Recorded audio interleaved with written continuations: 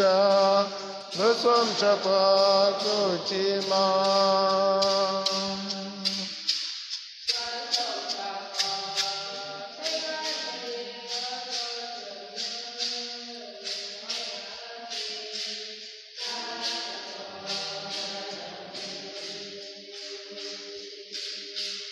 Haya Shapuenga Yogi Utatumja, Nusum Chapa Nayo. Haya Shapuenga Yogi Utatumja, Nusum Chapa Bujima.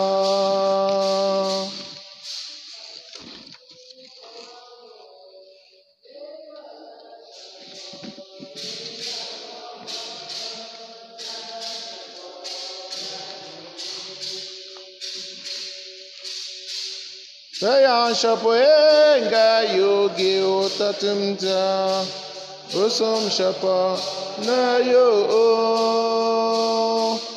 Saya Shapuenga Yogi Utatumja,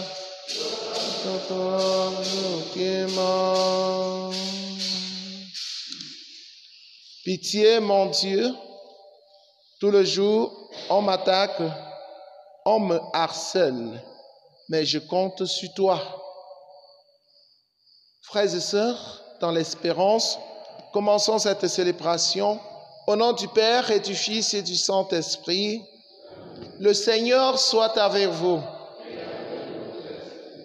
La messe que nous célébrons a été demandée par Annie pour rendre grâce au Seigneur et pour lui confier sa maladie, son pied qui a été opéré, que le Seigneur le soigne lui-même, pour lui confier Laurent qui va passer un entretien d'embauche aujourd'hui. Que le Seigneur l'éclaire de son esprit pour que tout se passe dans de bonnes conditions. Nous prions aussi avec Maman Christelle pour la guérison de Sarah Émilie, qui est gravement malade. Que le Seigneur soigne ses blessures, la relève pour lui donner l'occasion de le servir comme la belle-mère de Pierre. Nous prions avec Pascal Zodom pour sa guérison, sa délivrance. Prions avec Émérance. Prions pour tous les jeunes qui comptent sur nos prières et qui présentent à Dieu leurs projets.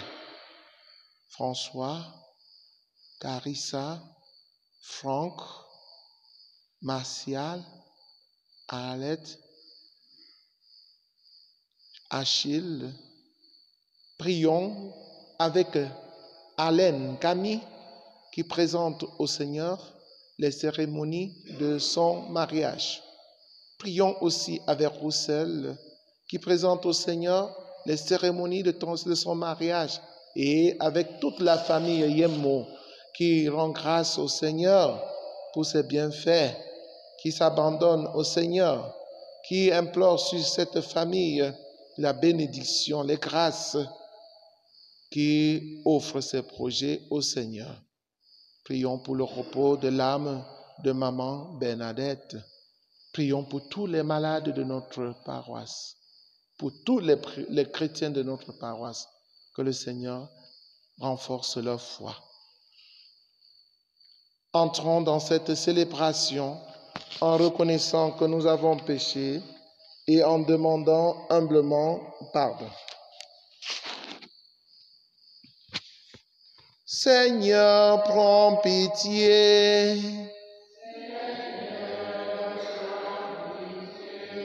Ô Christ, prends pitié. Seigneur, prends pitié. Prends pitié. Que Dieu Tout-Puissant nous fasse miséricorde, qu'il pardonne nos péchés et nous conduise à la vie éternelle. Prions le Seigneur.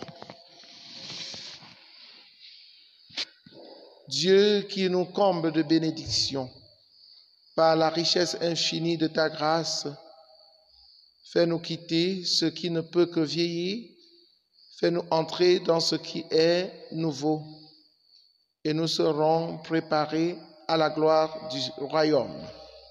Par Jésus le Christ, notre Seigneur et notre Dieu, qui vit et règne avec le Père dans l'unité du Saint-Esprit, maintenant et pour les siècles des siècles.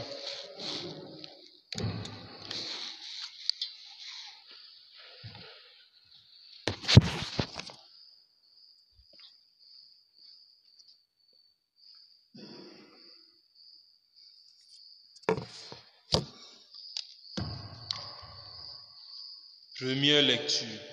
Lecture du livre de Daniel. En ces jours-là, il y avait un habitant de Babylone qui se nommait Joachim. Il avait épousé une femme nommée Suzanne, fille d'Elchias. Elle était très belle et craignait le Seigneur. Ses parents étaient des justes et ils avaient élevé leur fille selon la loi de Moïse. Joachim était très riche et il possédait un jardin auprès de sa maison. Les Juifs affluaient chez lui car il était le plus illustre d'entre eux. 2 anciens avaient été désignés dans le peuple pour être jugés cette année-là. Il était de ceux dont le Seigneur a dit « Le crime est venu de Babylone » par des anciens, par des justes qui prétendaient guider le peuple. Ils fréquentaient la maison de Joachim et tous ceux qui avaient des procès venaient le trouver. Lorsque le peuple s'était retiré vers midi, Suzanne entrait dans le jardin de son mari et s'y promenait. Les 2 anciens la voyaient chaque jour entrer et se promener, et ils se mirent à la désirer. Ils pervertirent leurs pensées, ils détournaient leurs yeux pour ne plus regarder vers le ciel et ne plus se rappeler des justes décrets. Ils guettaient le jour favorable lorsque Suzanne entra comme la veille de l'avant-veille, accompagnée seulement de 2 jeunes filles. Il faisait très chaud et elle eut envie de prendre un bain dans le jardin. Il y avait une personne en dehors des 2 anciens qui s'était cachée et qui se pliait. Suzanne dit aux jeunes filles, « Apportez-moi de quoi me parfumer et me laver, puis fermez les portes du jardin pour que je puisse prendre mon bain. » Dès que les jeunes filles furent sorties, les 2 anciens surgirent, coururent vers Suzanne et lui dirent, « Les portes du jardin sont fermées, on ne nous voit pas, nous te désirons, sois consentante et viens avec nous. Autrement, nous porterons contre toi ce témoignage. Il y avait un jeune homme avec toi, et c'est pour cela que tu as renvoyé les jeunes filles. » Suzanne dit en gémissant, « De tous côtés, je suis prise au piège. Si je vous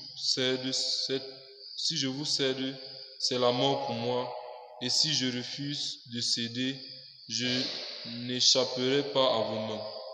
Mieux vaut pour moi tomber entre vos mains sans vous céder, plutôt que de pécher aux yeux du Seigneur. » Alors Suzanne poussa un grand cri, et les 2 anciens se mirent à crier contre elle.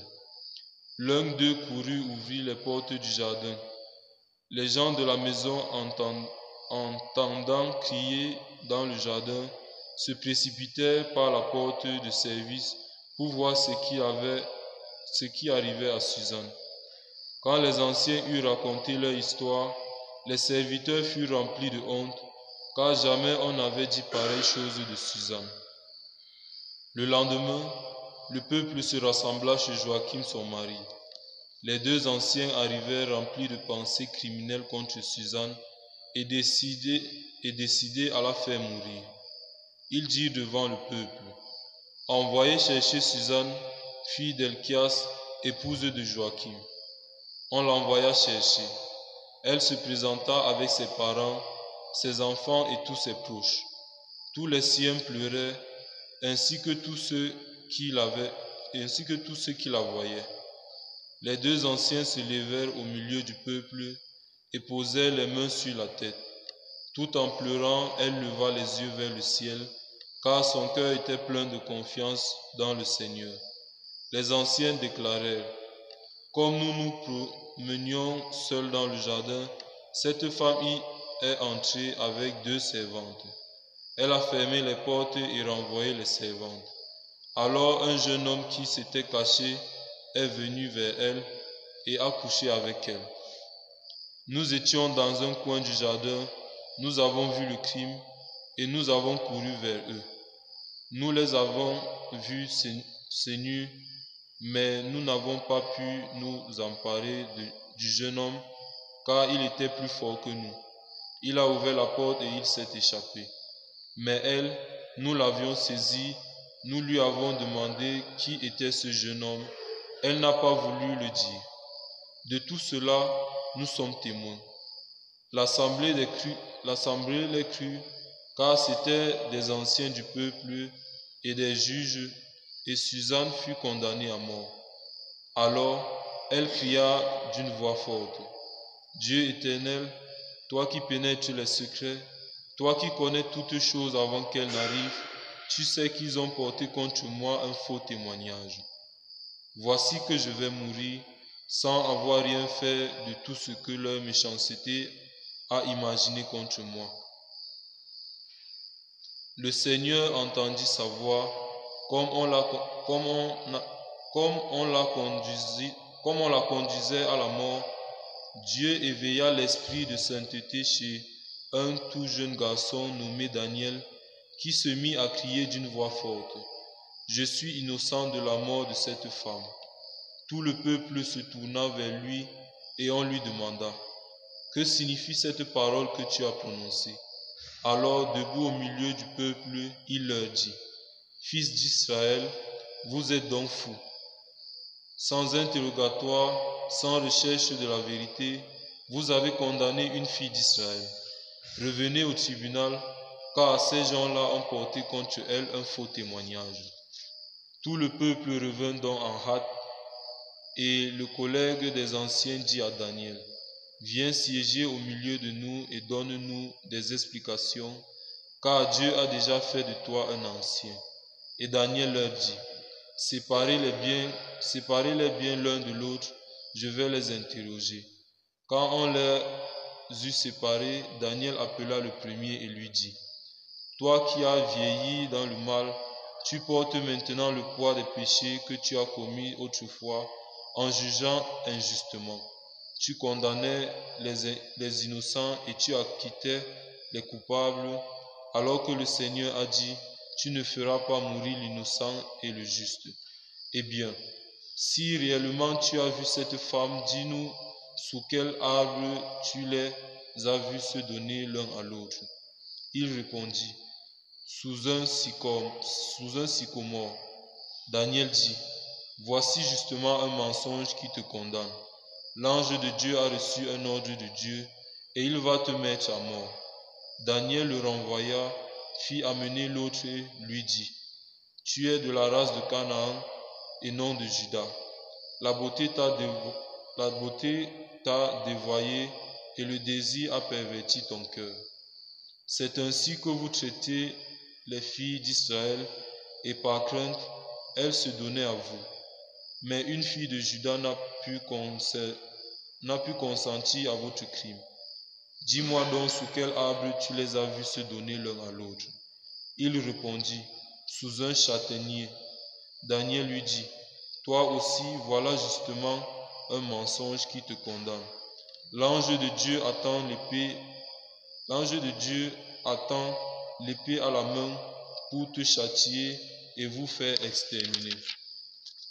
Alors toute l'assemblée poussa une grande clameur et bénit Dieu qui sauve ceux qui espèrent en lui.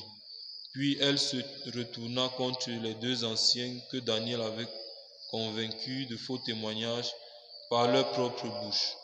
Conformément à la loi de Moïse, on leur fit subir la peine que leur méchanceté avait imaginée contre leur prochain. On les mit à mort.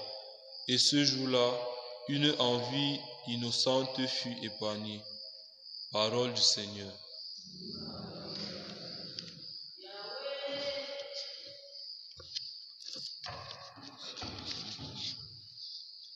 Psaume 22.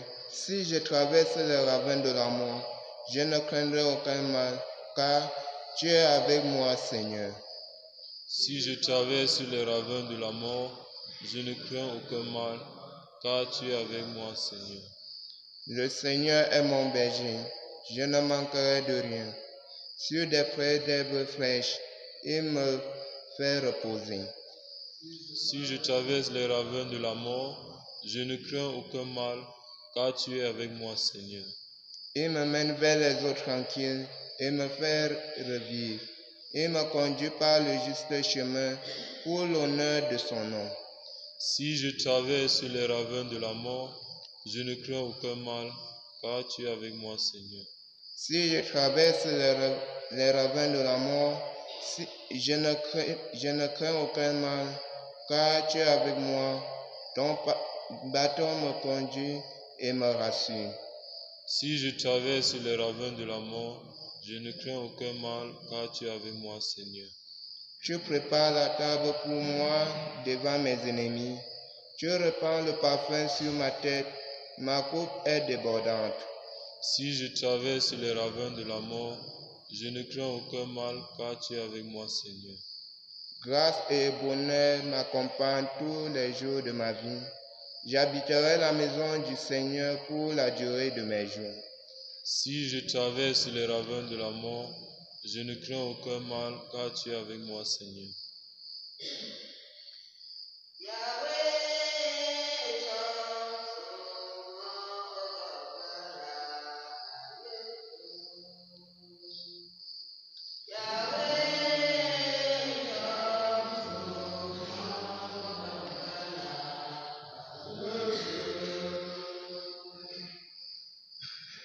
Je ne prends pas plaisir à la mort du méchant, dit le Seigneur, qu'il se détourne de sa conduite et qu'il vive.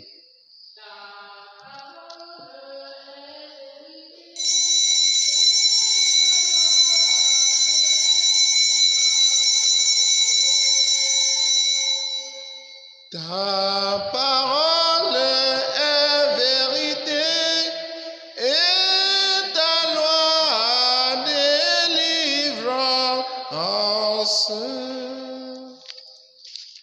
Le Seigneur soit avec vous. Évangile de Jésus-Christ selon Saint Jean. En ce temps-là, Jésus s'en alla au mont des Oliviers. Dès l'aurore, il retourna au temple.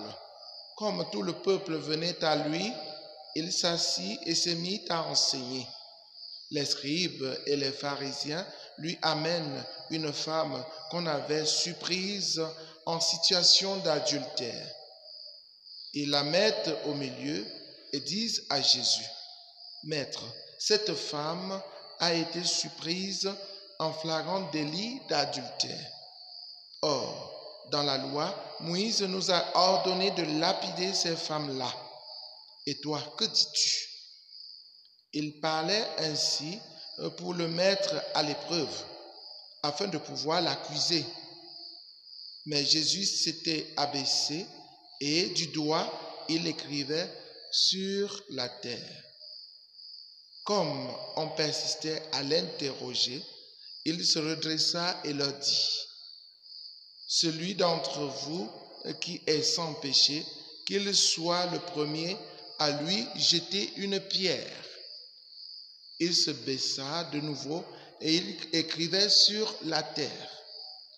Eux, après avoir entendu cela, ils s'en allaient un par un, en commençant par les plus âgés.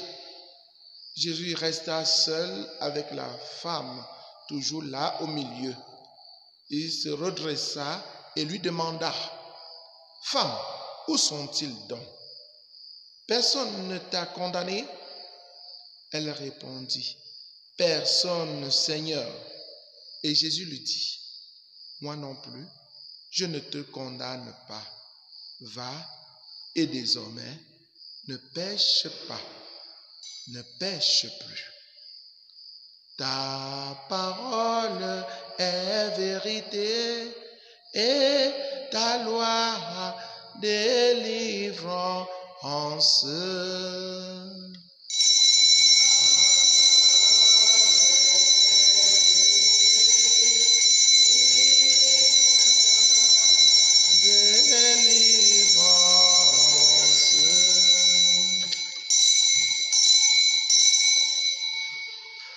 Chers frères et sœurs en Christ, bonjour. Les deux textes que nous avons écoutés ce matin se ressemblent parce qu'il s'agit des cas d'accusation. Si dans le premier, il s'agit de l'accusation de Suzanne, dans l'évangile, il s'agit de l'accusation d'une femme qu'on a surprise en flagrant délit d'adultère. Oui, frères et sœurs en Christ, dans le premier texte, la différence entre le premier et le deuxième texte, c'est que dans le premier, on accuse injustement Suzanne. Et dans le deuxième, les faits sont fondés. On a vraiment surpris la femme en train de commettre l'adultère. Et le dénominateur commun de ces deux textes, c'est Dieu, c'est Jésus. Lorsque nous sommes accusés injustement,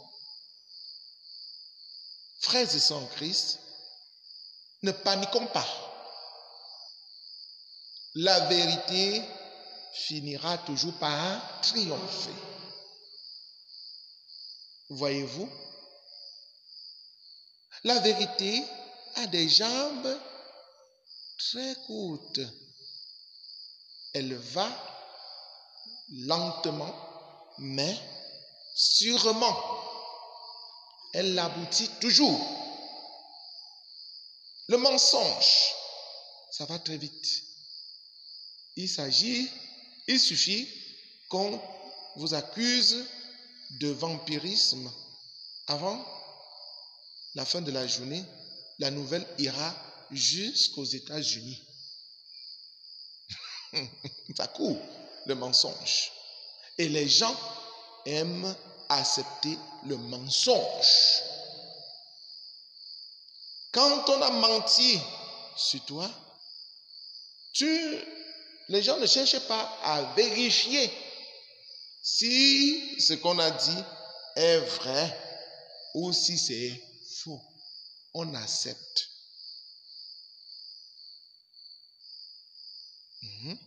Même en justice, on arrête celui qu'on a accusé, on met en prison avant de chercher si ce qu'on a dit de lui est vrai ou faux. Je pense que c'est aussi une injustice.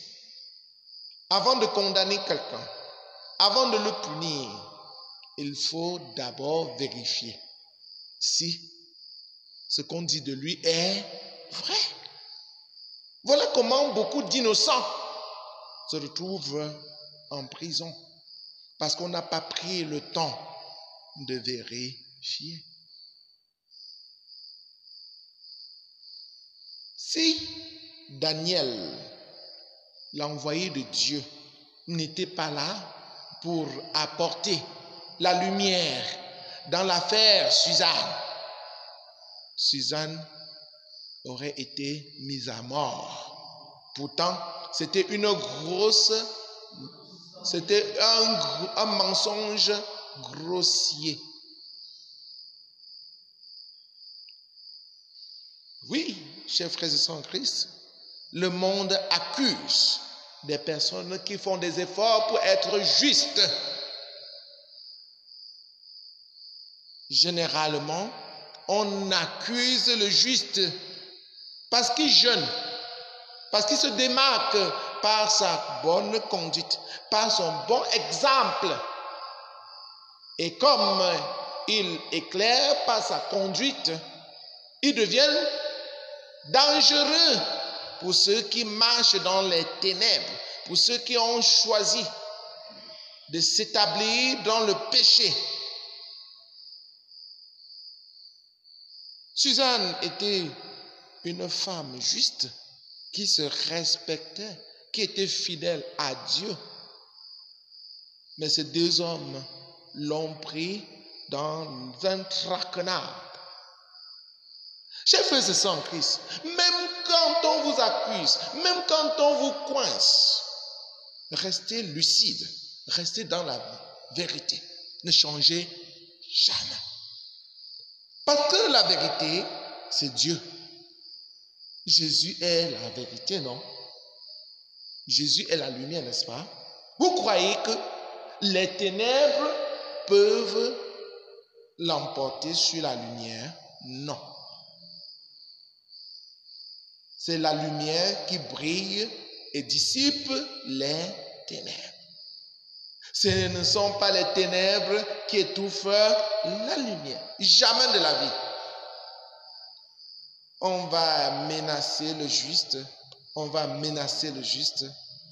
mais le mensonge n'a pas le dernier mot. C'est la vérité qui triomphe. Suzanne a été menacée, mais à la dernière minute, la vérité a surgi et a triomphé. En fait, le mensonge est ce qui n'existe pas. Quand vous mentez, vous n'êtes pas capable de tenir sur le temps. On va vous poser la question 1 ou 3, 4, 5, 6 fois, 10 fois, quelle que soit votre force, vous allez céder. La vérité va surgir. N'ayez donc pas peur de rester dans la vérité. Le deuxième cas, chers frères et sœurs en Christ, est celui de la femme qu'on a surprise en flagrant délit d'adultère. On l'amène, la foule l'amène pour la présenter à Jésus, pour mettre Jésus à l'épreuve sûrement. Toi qui prêches la justice, toi qui prêches la vérité. Voici une femme qu'on a surprise en flagrant délit d'adultère. Que dis-tu? C'était un piège qu'on tendait à Jésus. Si Jésus disait, condamnez-la, condamnez-la, ces gens devaient conclure que la miséricorde que tu enseignes n'est rien, ne repose sur rien, puisque tu demandes de condamner une femme surprise en flagrant délit d'adultère. Cette faute était grave. Ils ont su quelle faute amener pour coincer Jésus. Cependant, si Jésus disait « ne la condamnez pas », il devait dire « ah oui, c'est toi qui encourages le désordre dans notre société. Tu encourages la prostitution. Ah oui, tu es complice là. On va te tuer. » Il devait avoir les raisons pour tuer Jésus. Mais Jésus, le sage, Jésus, la sagesse, Dieu, la perfection même, il s'est courbé, il n'a rien dit. Après un temps, il prend la parole, dit que celui qui n'a jamais péché soit le premier à lui jeter la pierre.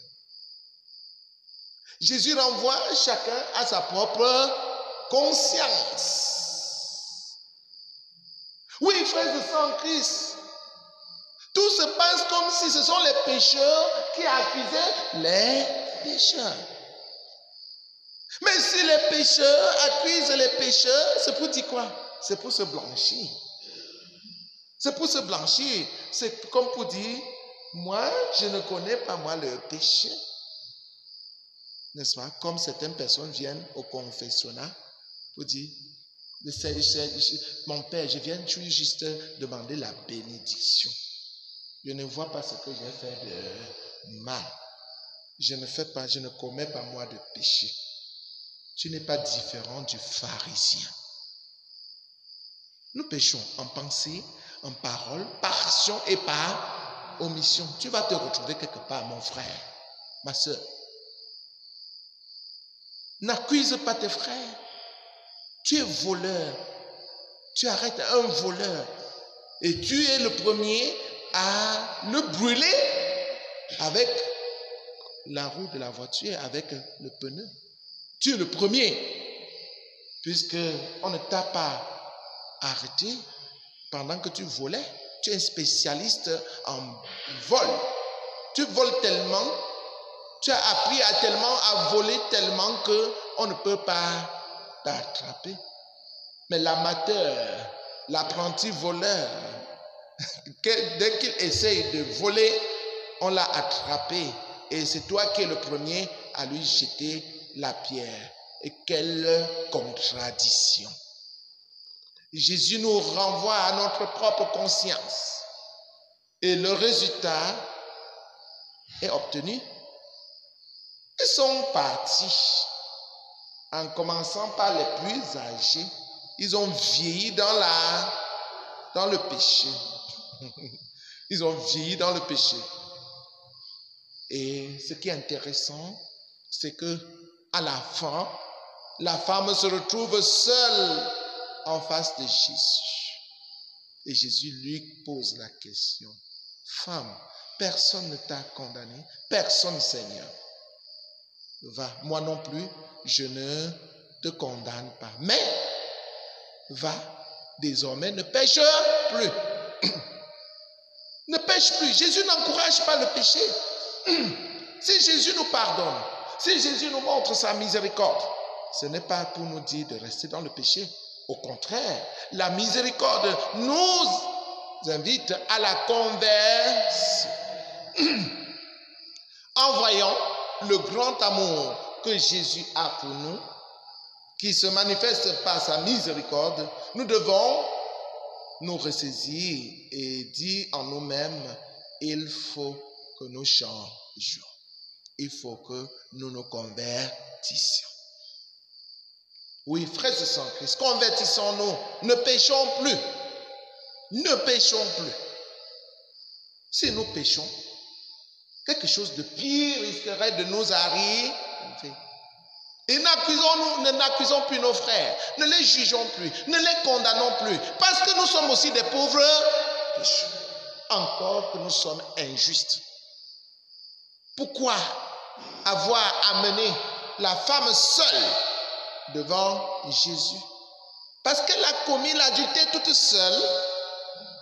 Où est l'homme avec qui elle a commis l'adultère? Oui, parce que ce monsieur était fort. Il avait des gros bras. Il a dit, essayez de me toucher, vous allez voir. Le monde en est ainsi fait. Finalement, ceux qui sont traduits en justice sont les plus faibles. Des personnes qui n'ont pas de force, n'est-ce pas?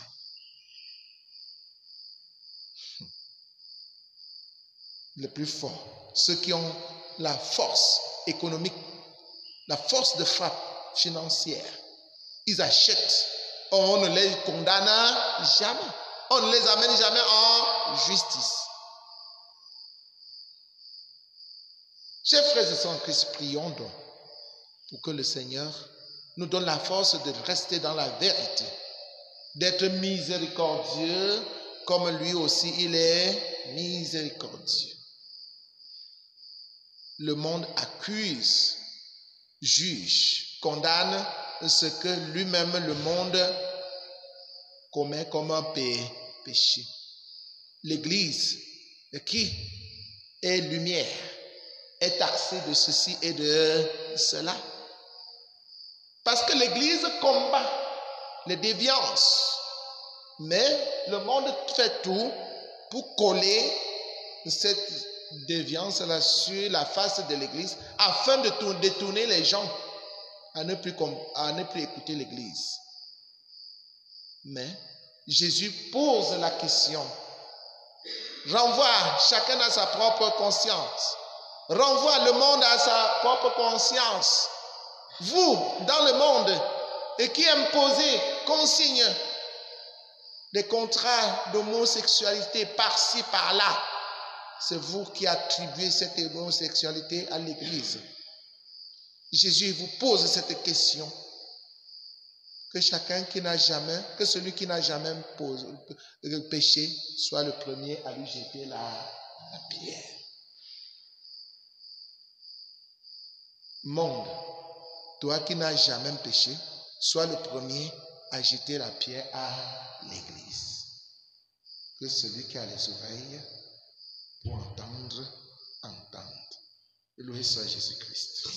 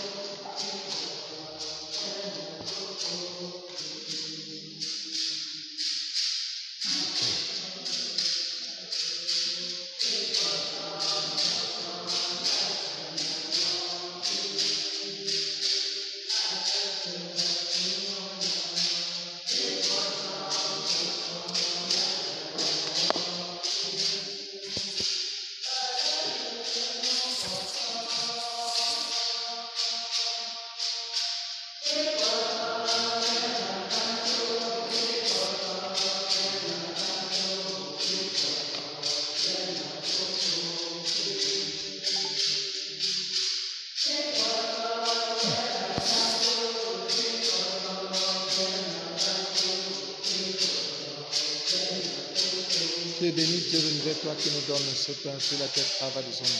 Sur le fond deviendra pour nous comme nous déclarons. Béni soit Dieu maintenant.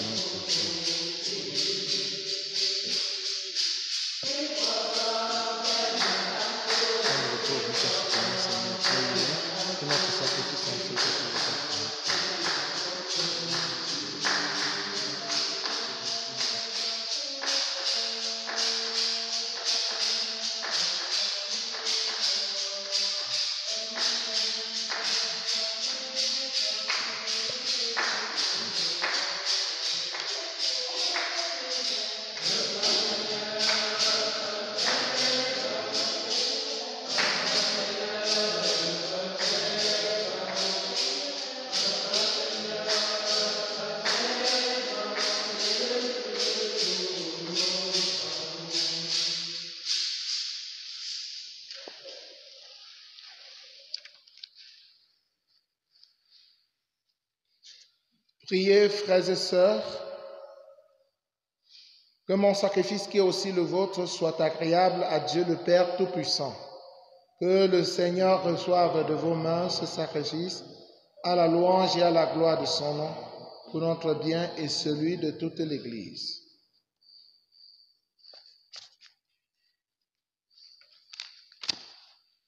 Accorde-nous, Seigneur, cette grâce qu'au moment de célébrer l'Eucharistie, Les renoncements imposés à notre corps nous permettent de nous présenter devant toi avec un cœur purifié. Par Jésus le Christ, notre Seigneur. Le Seigneur soit avec vous. Élevons notre cœur. Rendons grâce au Seigneur notre Dieu. Vraiment, il est juste et bon de te rendre gloire.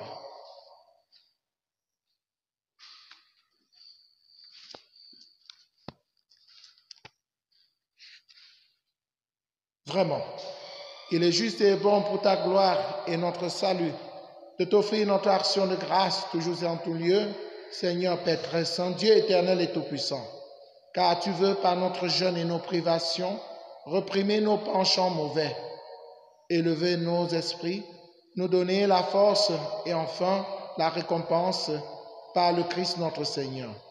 Par lui, les anges célèbrent ta grandeur et les esprits bienheureux adorent ta gloire. Par lui s'inclinent devant toi les puissances d'en haut et tressaillent d'une même allégresse les innombrables créatures des cieux. À leur hymne de louange, laisse-nous joindre nos voix pour chanter et proclamer. Saint, Saint, Saint, le Seigneur Dieu de l'univers, le ciel et la terre sont remplis de ta gloire. Hosanna au plus haut des cieux. Béni soit celui qui vient au nom du Seigneur. Hosanna au plus haut des cieux. Toi qui es vraiment saint, toi qui es la source de toute sainteté, Seigneur, nous te prions. Sanctifie ces offrandes en répandant sur elles ton esprit, qu'elles deviennent pour nous le corps et le sang de Jésus le Christ, notre Seigneur. Au moment d'être livré et d'entrer librement dans sa passion, il prit le pain, il rendit grâce, il le rompit et le donna à ses disciples en disant, « Prenez et mangez-en tous, ceci est mon corps livré pour vous. »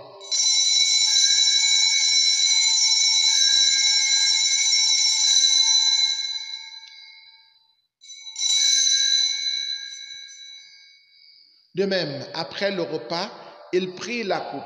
De nouveau, il rendit grâce et la donna à ses disciples en disant, « Prenez et buvez-en tous, car ceci est la coupe de mon sang, le sang de l'alliance nouvelle et éternelle, qui sera versé pour vous et pour la multitude en rémission des péchés. Vous ferez cela en mémoire de moi. »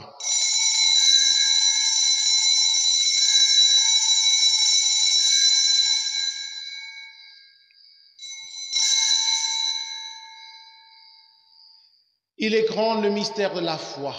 Nous annonçons ta mort, Seigneur Jésus. Nous proclamons ta résurrection. Nous attendons ta venue dans la gloire. En faisant ainsi mémoire de la mort et de la résurrection de ton Fils, nous t'offrons, Seigneur, le pain de la vie et la coupe du salut, et nous te rendons grâce car tu nous as estimés dignes de nous tenir devant toi pour te servir. Humblement, nous te demandons qu'en ayant part au corps et au sang du Christ, nous soyons rassemblés par l'Esprit Saint en un seul corps. Souviens-toi, Seigneur, de ton Église répandue à travers le monde. Fais-la grandir dans ta charité en union avec le pape François, avec notre évêque Paul l'Antiquené et tous les évêques, les prêtres, les diacres. Souviens-toi aussi de nos frères et sœurs qui se sont endormis dans l'espérance de la résurrection. Souviens-toi particulièrement de Maman Bernadette. Et souviens-toi dans ta miséricorde de tous les défunts. Accueille-les dans la lumière de ton visage, sur nous tous enfin, sur tous ceux qui comptent sur nos prières. Nous implorons ta bonté. Permets qu'avec la Vierge Marie, la bienheureuse Mère de Dieu, avec Saint Joseph son époux, les apôtres, Sainte Thérèse, l'enfant Jésus, et les saints qui ont fait ta joie au long des âges, nous ayons part à la vie éternelle et que nous chantions ta louange et ta gloire par ton Fils Jésus le Christ. Par lui, avec lui et en lui, à toi Dieu le Père Tout-Puissant, dans l'unité du Saint-Esprit, tout honneur et toute gloire pour les siècles des siècles. Unis dans le même esprit, avec confiance, disons la prière des enfants de Dieu. Notre Père qui es aux cieux, que ton nom soit sanctifié, que ton règne vienne, que ta volonté soit faite sur la terre comme au ciel. Donne-nous aujourd'hui notre pain de ce jour. Pardonne-nous nos offenses, comme nous pardonnons aussi à ceux qui nous ont offensés. et ne nous laisse pas entrer en tentation, mais délivre-nous du mal. Délivre-nous de tout mal, Seigneur, et donne la paix à notre temps. Soutenus par ta miséricorde, nous serons libérés de tout péché, à l'abri de toute épreuve, nous qui attendons que se réalise cette bienheureuse espérance, l'avènement de Jésus-Christ, notre Sauveur.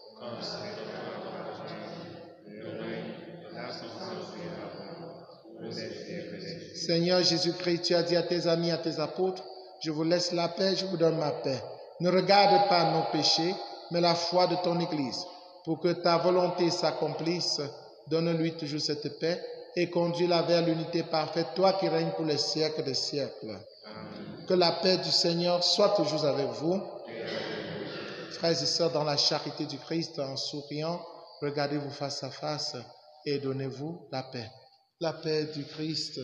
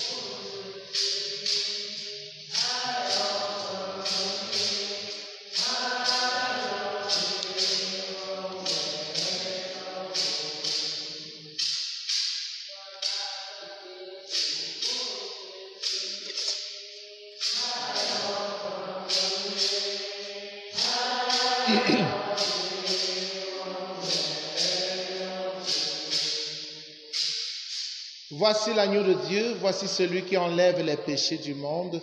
Heureux les invités au repas des noces de l'agneau. Seigneur, je ne suis pas digne de te recevoir, mais dis seulement une parole, je serai guéri. Le corps et le sang du Christ nous gardent pour la vie éternelle.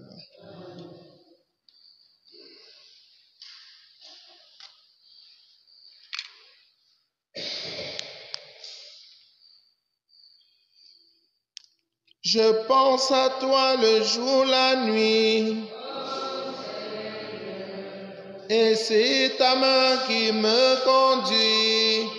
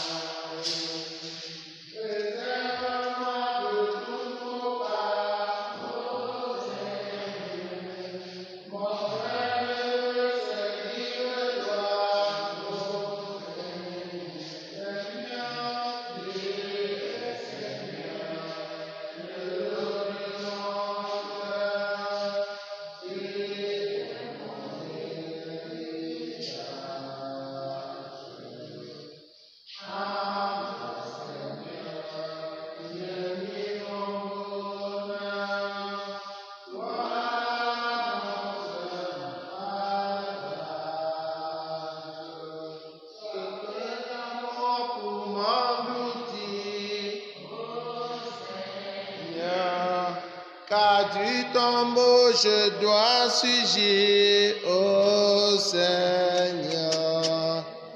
Tu es Seigneur, le lot de mon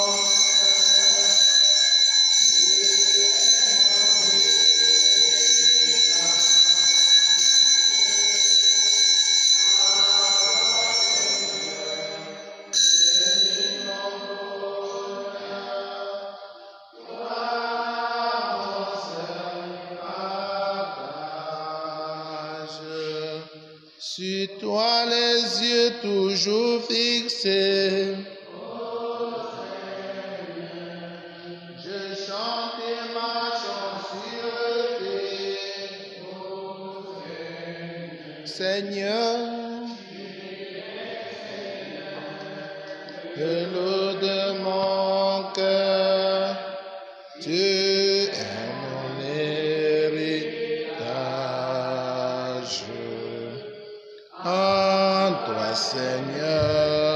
j'ai mis mon bonheur, toi mon seul partage.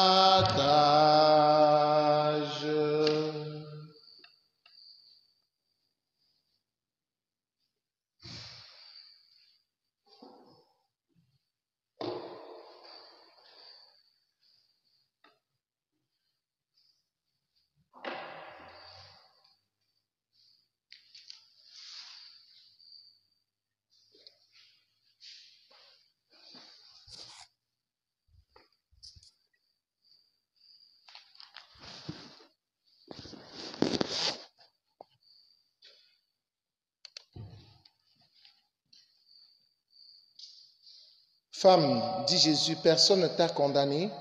Personne, Seigneur, moi non plus, je ne te condamne pas. Va et désormais ne pêche plus. Achevons notre prière. Déjà fortifiés par cette Eucharistie, nous te prions encore, Seigneur, que ta grâce nous purifie de nos penchants mauvais et nous aide à marcher vers toi en suivant joyeusement le Christ, lui qui vit et règne avec toi dans l'unité du Saint-Esprit, maintenant et pour les siècles des siècles. Prière pour demander à Dieu les vocations sacerdotales et religieuses. Père Saint, source intarissable de l'amour, toi qui déposes dans le cœur de l'homme la semence de ton appel, fais que personne par négligence n'ignore ou ne perde ce don, mais que tous puissent marcher vers la réalisation de ton amour. Seigneur Jésus, qui a choisi et appelé les apôtres et leur a confié la tâche de prêcher l'Évangile, fais qu'aujourd'hui aussi ton Église qui est à Bafoussam ne manque pas de nombreux prêtres saints qui annoncent à tous ton Évangile. Esprit Saint, insuffle dans le cœur des jeunes de notre diocèse une passion pour le royaume, afin que grâce à un oui généreux et inconditionnel, ils se mettent au service de ton Évangile. Fais croître les vocations afin qu'elles portent des fruits mûrs. Marie, Reine de la paix, Notre-Dame de Doumelon, éveille la confiance et le courage, l'amour de Dieu et de tous les hommes dans le cœur de tous les jeunes. Amen. Le Seigneur soit avec vous. Que Dieu Tout-Puissant vous bénisse, le Père, le Fils et le Saint-Esprit. Allez et demeurez dans la paix et la joie du Christ. Bonne journée à vous tous.